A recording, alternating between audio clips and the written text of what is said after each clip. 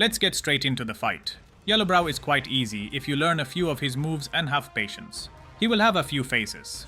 In the first one, try to get as much damage as you can and save up your healing gourds. This boss will inevitably do damage to you when he enters his phases. When you see him lifting his weapon and glowing with lighting, you got 3 seconds to prepare to avoid a ground slam.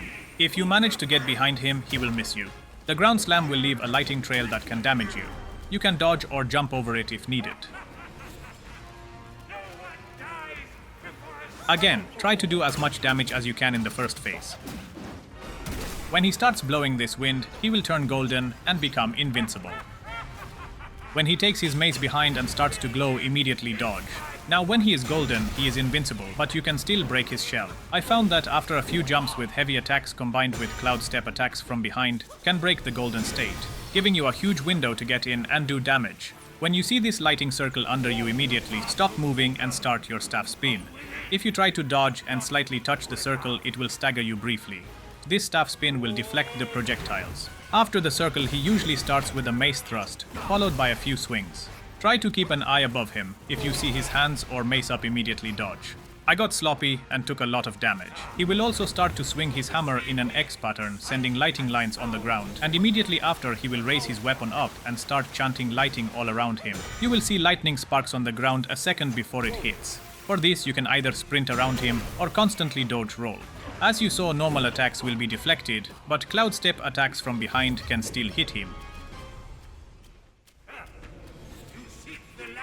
Same if you jump and immediately press the heavy attacks. This is how you can break the golden shell and have a huge window to get in and do lots of damage. Very important is to not use immobilization on this boss, except for after you break the golden skin.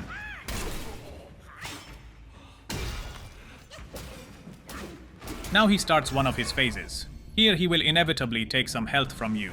This is why it is important to try to not get hit too much at the start and have some reserves. By the way, I forgot to mention I got the worst possible build for this boss, the immobilization build, and I will still beat him with ease.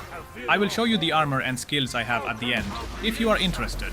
But again, this is the worst setup for this boss. Any other build will have done a way better job.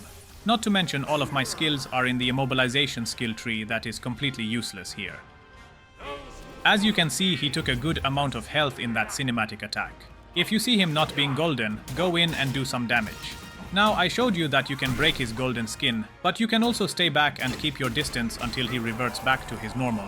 It's just that you will do less damage and it will be slower. Now in this phase, he will occasionally smash his weapon in the ground, making a bigger circle. As soon as you see him charging and lifting his weapon, either dodge or go cloud step. Don't try to attack him if he is inside the circle. Just keep your distance. If you are caught in there, he will attack you inside and it will take a good amount of health, or he can even end you. I will be caught in it later and I will show you how you can survive it. The rest he will do similar attacks. I'm being foolish now by trying to go in and break his golden skin, as I'm taking lots of hits. Again, you can just keep your distance and wait for him to turn back to normal. Now, remember that there are 2 types of ground circles. The one where he smashes the ground and traps you close to him, and this one where he spins his mace up and launches projectiles at you. For this one, just stay still in the middle and press the staff spin move. And if you are aggressive, jump and heavy attack to try to break his golden skin. Doesn't work all the time. Now, when he starts pushing wind inwards towards him, back away as further as you can, as he will release a massive blast that can instantly kill you. As soon as this blast is over, go in fast and deal as much damage as you can. And again, do not use immobilize, as this will instantly turn him golden again. If you are too far away, the cloud step spell will push you forward faster.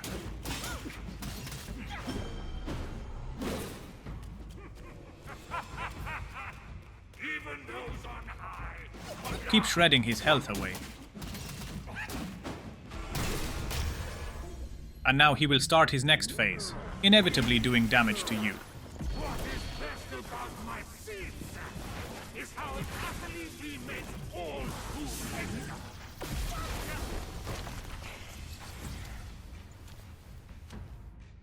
As soon as the cinematic is over, he will do a ground slam, leaving a lighting line. Again trying to move to his back. I was almost hit by it because I was still on his side, but it's easy to see where it lands and can dodge it. You basically saw all of his moves, he will just repeat them now. Back away from the upcoming blast and then go in to do damage. Use Cloud Step spell to close the distance. Now here we go. He trapped me in the circle with him. The easiest solution is to use your transformation. I was saving it up just for this. As you can see, if you touch the circle, it will stagger you. The transformation basically gives you a second health, and if you do get damage here, your main health will not be affected. And just do more damage while he doesn't have his golden skin. The next attack is probably the most punishable. When he starts to move his mace behind him, it should be easy to see as it's a slow move. He will immediately start to swing all around him. Don't dodge sideways like I did, but away from him. The mace can hit you again in the same swing as it comes behind him. He will follow up with 2 exact swings and a third one with an even longer range. You can keep dodging away like I did, or you can sprint away, or you can even Cloud Step away from this attack. Then rinse and repeat. Use everything you have to do as much damage as you can while he is not in his golden form.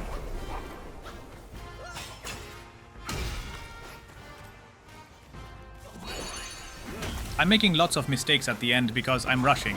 Don't be like me and have patience. Go in after he does his attacks. Patience is the key. Like I said early, I went in to break his golden skin, but you could have just played it safe and just waited from afar until he changed back. I just made the biggest mistake as I'm used to playing with immobilization. As a force of habit, I pressed the immobilization and he instantly turned golden.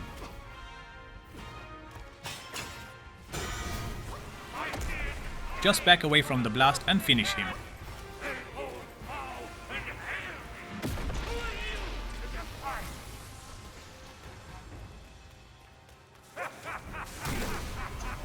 He will just repeat the same attacks.